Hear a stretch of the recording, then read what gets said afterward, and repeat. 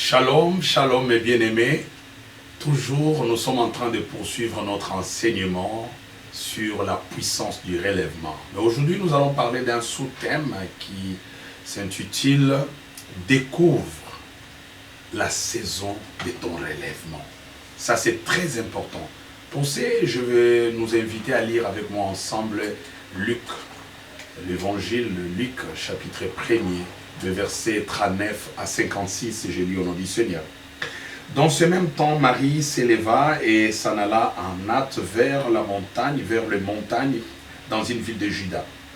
Elle entra dans la maison de Zacharie et salua Élisabeth. Dès qu'Élisabeth entendit la salutation de Marie, son enfant tressaillit dans son sein, et elle fut remplie du Saint-Esprit.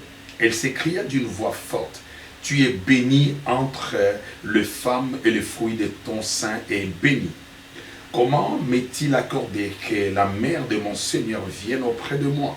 Car voici, aussitôt que la voix de la salutation a frappé mon oreille, l'enfant a tressailli d'allégresse dans mon sein.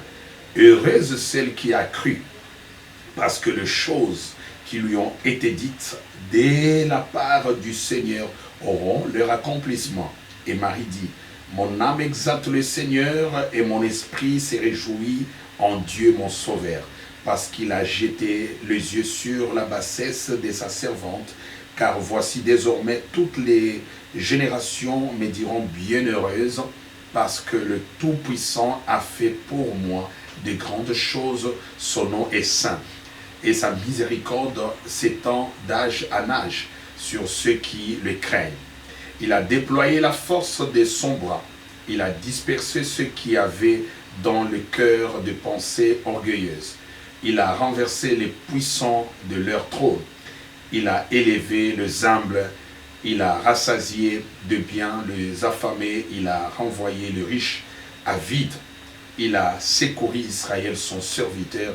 Il s'est souvenu de sa miséricorde, comme il l'avait dit à nos pères, envers Abraham et sa postérité pour toujours. Marie demeura avec Élisabeth environ 3 mois, puis elle retourna chez elle. Très important. Bien aimé, plusieurs jours ou plusieurs ne vont jamais vivre ou expérimenter le relèvement, tout simplement parce qu'ils refusent de découvrir la saison de leur relèvement. Se retrouver dans un problème, dans une humiliation, c'est bien. Tout le monde peut constater. Comment tu constates que tu as un problème? Parce que la situation dans laquelle tu vivais auparavant n'est plus celle que tu vis aujourd'hui. Il y a des gens qui étaient là, ils roulaient carrosse, mais ils se retrouvent piétons. Non seulement piétons, mais avec des problèmes.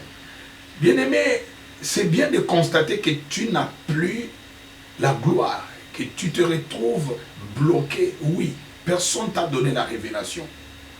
Toi-même, ta vie te prêche, ta situation te décrive.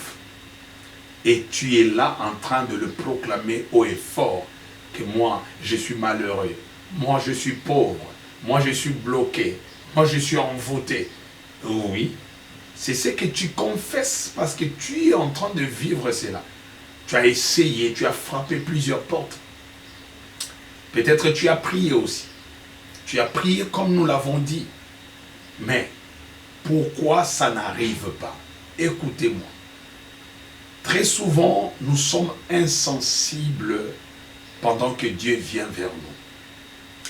La Bible dit: notre Dieu est celui qui écoute les prières. L'Éternel exauce les prières. Mais quand Dieu écoute la prière, Dieu intervient.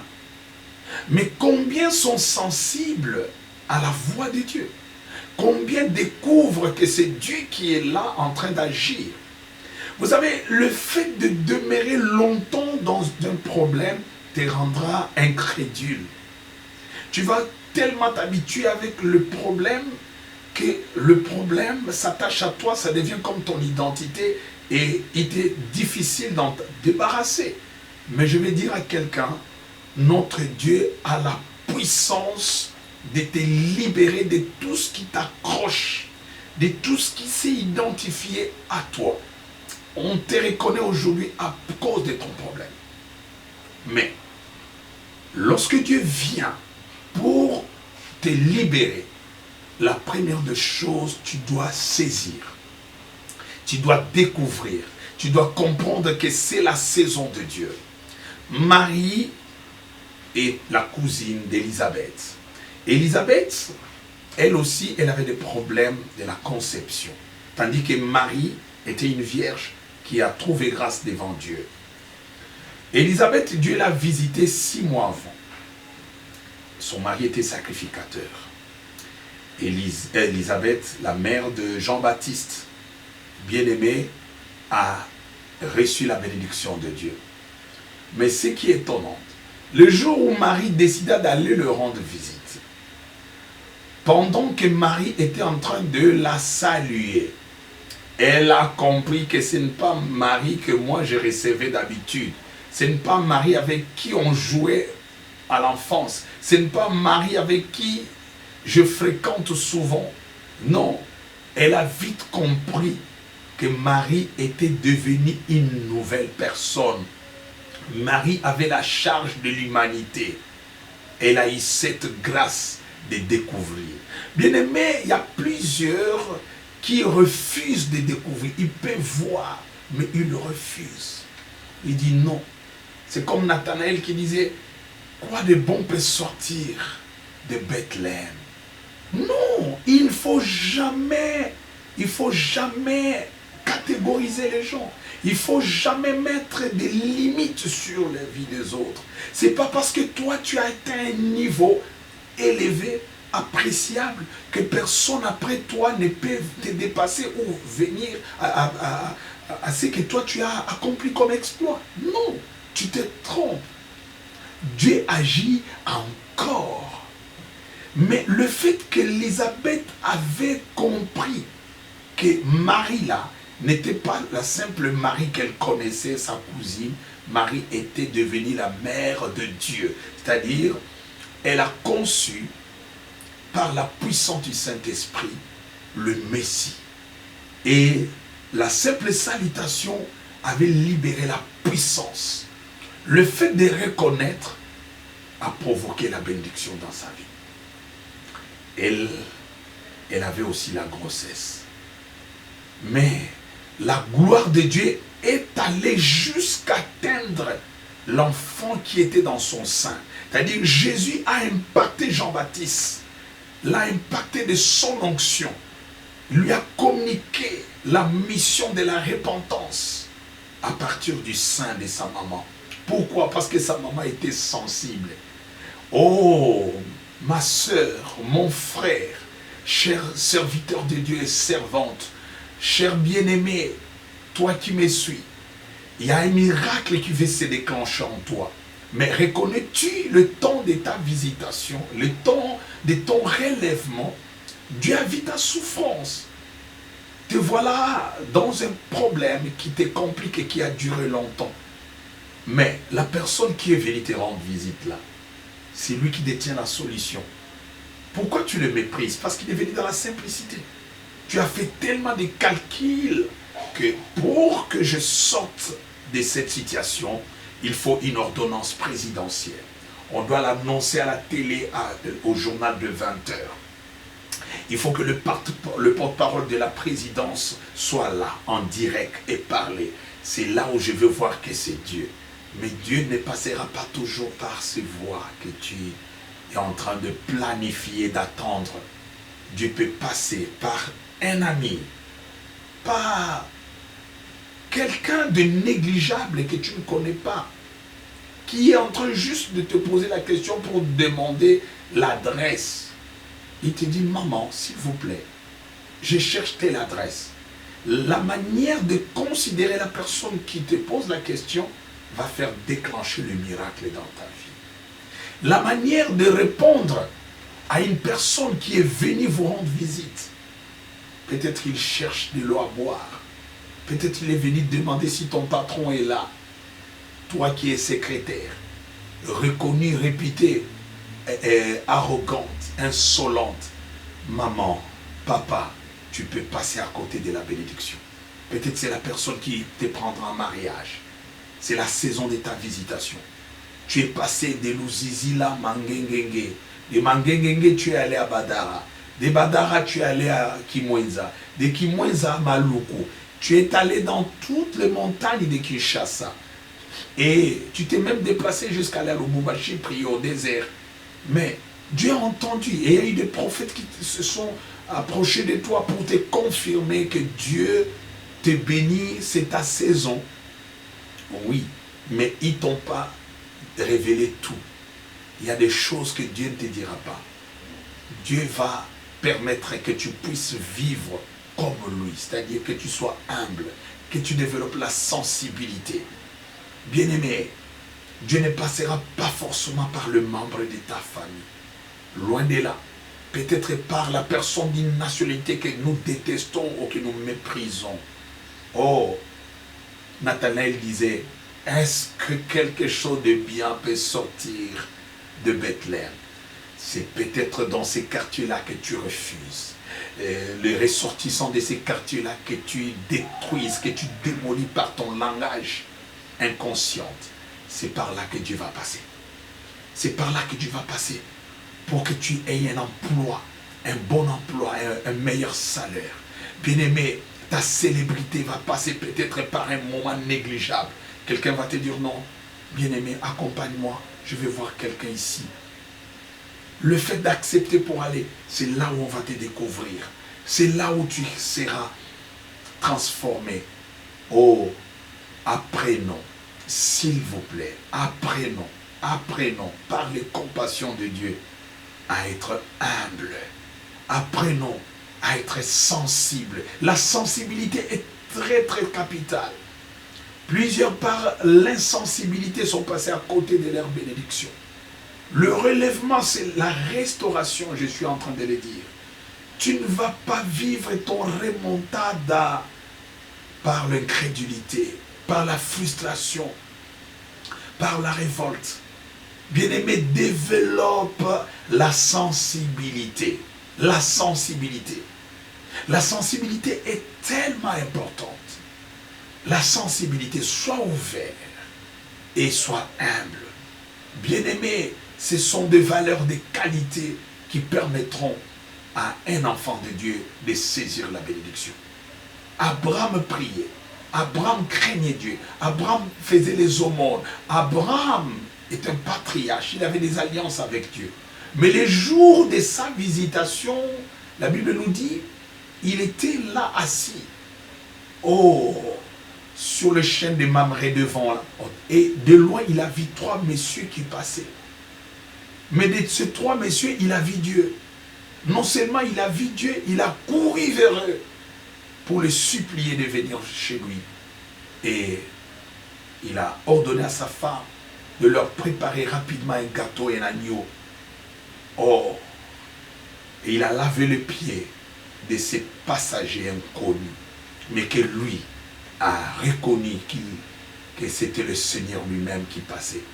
Après avoir lavé les pieds de ces visiteurs, après avoir mangé, c'est alors qu'ils vont libérer la parole du miracle d'Isaac. Tu es en train d'être insensible. Tu deviens de plus en plus aigri. Tu deviens méchant. Tu deviens dégoûtant. Pourquoi? Qu'est-ce qui te fait faire toutes ces choses? Ce n'est pas parce que ta situation a duré. Ce n'est pas parce que ça ne marche pas encore jusque-là que les promesses de Dieu sont fausses. Non. Dieu n'est pas un menteur.